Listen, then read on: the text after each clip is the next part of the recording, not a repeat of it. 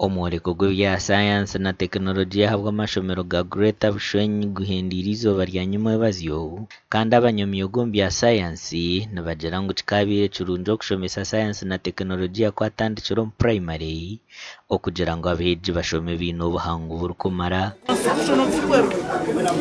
can act as a pickup but uses less fuel.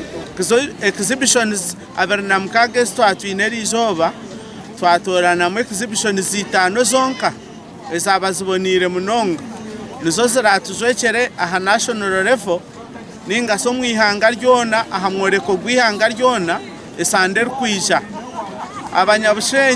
Bushenyi region omwaka gwahwire nitwe twasingire ekikopo cy'ihanga ryona mu science fair. When you are going to do research, you first interpret what you are going to analyze or to come up with. And one thing I appreciated is the second I, integration.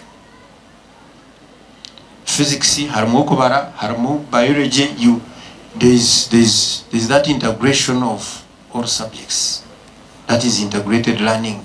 Aba basima enkora ya science eruhabwa okuhwera beegi okwetandikiraho emirimo. Egyo myoreka ituriyo ntukora networeka ngo abana bitu twaguma ntubenkareginga kudiscoveringa kucreatinga ebintu nibabasa gukora ebintu by'amani munonga oshange tutakyetaga no kuimportinga ebintu byo kuruga mu mahanga gaheru.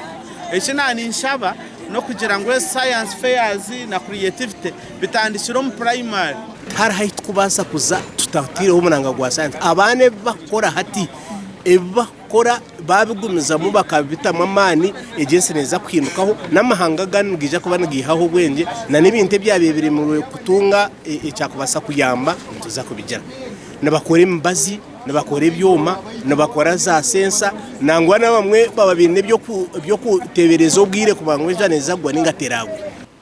If you are connecting wires, how are you making sure that there are no sparks that form? If you are cutting angles, how are you making sure that there is no sharp edge that is going to cut somebody?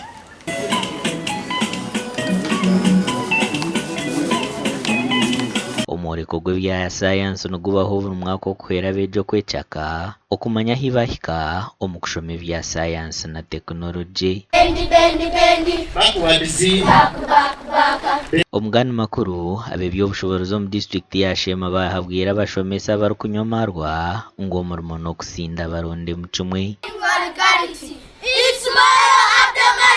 Silencing our gravity. Silencing our gravity. The word is disappointing. The word is confusing. The word is tempting. The word is fluctuating. Ebigambirwa hari rya Kasinga Model Primary School aha mukoro gwo kushomesa abashomesa hamwe n'abazire aha myoga yabo mu kugunjura abana. Oza kurohura ngo reganywire shabushazuzi hamwe abana bari mu kibina ori omushomeso sinzi arumu kufita mwanyoma ati kunda bintu by'ebishango budaki ori noza kora oine program yo kora kwizuza atori noza koresa abasizi aruna rebirijo akirahuri arona yereba nkaje tkonga nkogu arena yereba kuyapikiro omu office ngani nafutana arho omuze ogokushanga abana nkahati nkegishaha na hati abana bakinyinkai bakiryo mu maga batakizire kushoma tinkamya ngo akiro azawe zitakiroho editicha abana bataripotinga oshebekwa no lizinga na parish chief na town agent na chairman LC1s abana abo tukakora research tukamanya ngo bakazankai Bwana as a whole, the whole umutwe ubundi ngangwa nshira gwita umutumanya n'imikono gwenu ntwenda abana at least bagire knowledge konka kandi nabwe bagire umutomo gwe ogukushanga ngo sincerely they can live in this world.